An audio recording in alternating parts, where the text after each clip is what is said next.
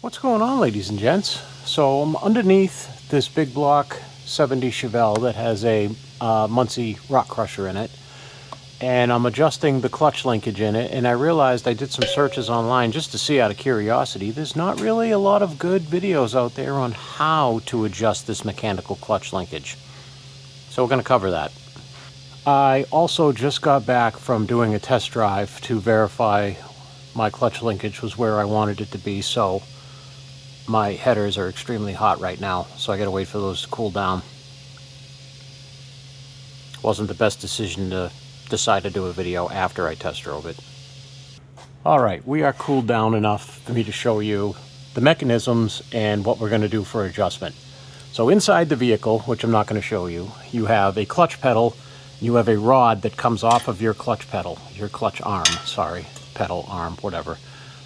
That rod comes off and attaches on this lever up here that is part of this right here, this cylindrical assembly that goes across.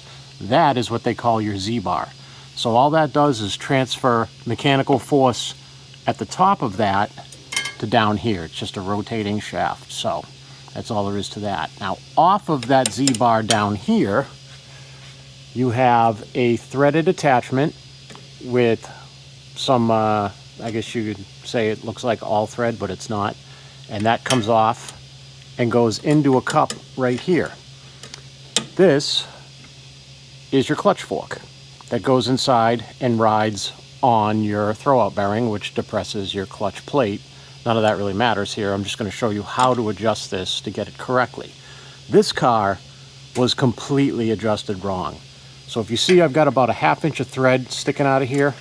They had this all the way down, so there's almost no thread in here, which means it was pushing this clutch fork backwards way further than it had to be. They also didn't have a return spring on here, which is why they did that, because otherwise that rod would fall out of there when you let go of the clutch. That's the purpose of the return spring, to keep that from happening. So this clutch was pretty much depressed even when you weren't pressing on it, and the symptoms you'll get from this, because this is a brand new clutch in here that they did, whoever, not the customer, whoever he bought it from, the symptoms of that being pushed out too far is you're going to let off and you're not going to get any clutch engagement until you're at the very top of your pedal throw. It'll almost feel like you have a wiped out clutch, which is what he thought he had in this. And I took one look underneath at those threads and saw that and went, yeah, I'm pretty sure this is just way out of adjustment, because from what I could see of the clutch disc and pressure plate through the grommet up here that the clutch fork goes through, this is all, like the rest of this drivetrain, is all brand new. So let's go over the multiple ways there is to adjust this and which way I use.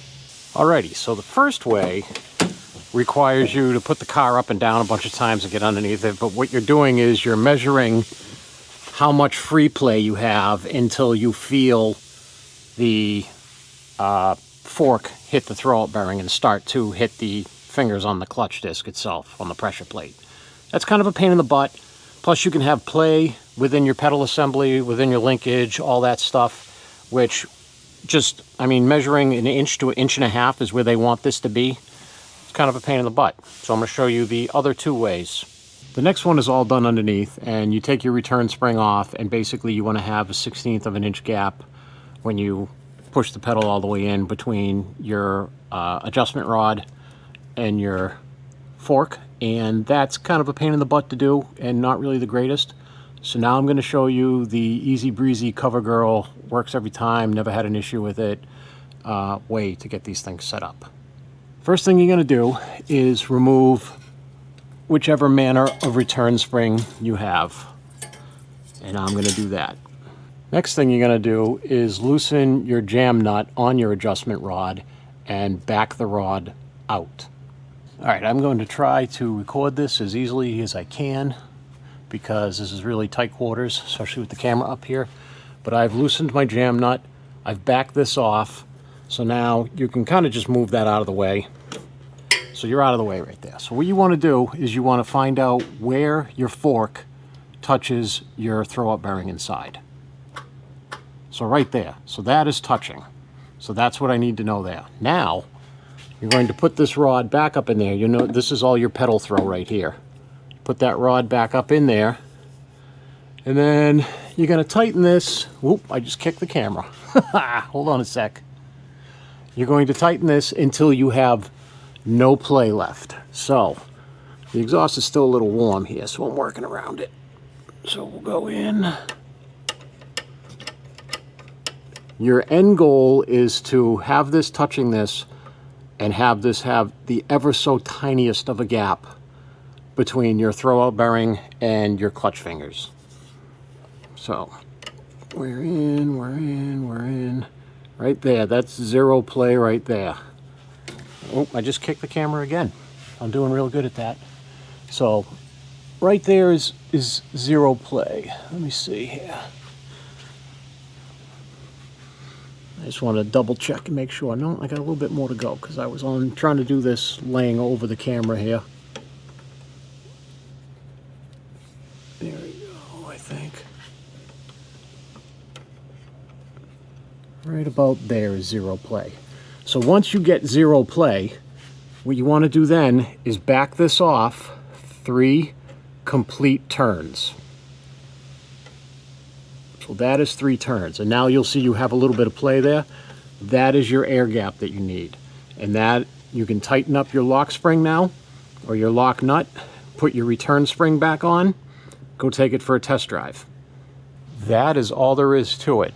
Take it for a test drive, see where your clutch pedal feels, where it's grabbing, how far up you got to release, and you can adjust it from there. I would turn it a half a turn at a time, either in or out, depending on where you want your clutch to grab. But 9 out of 10 times, when you zero it out and then back off those 3 turns, it's almost perfect. That's what I did on this car earlier, and it was completely, from what it was a massive difference. And from what I felt when I drove it after I did the adjustment, that method, it was perfect. About halfway up the pedal throw, after holding it to the floor, is where the clutch started to grab. Perfect. And that's it. It's super simple.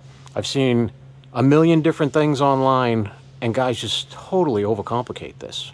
So simple. And so this works with pretty much all of your mechanical clutch transmissions from GM back in the day. Your Chevys, Camaros, Firebirds, Novas, all that.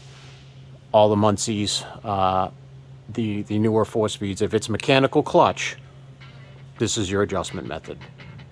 So, hope it helped. I gotta retighten that now and go test drive it again since I moved it.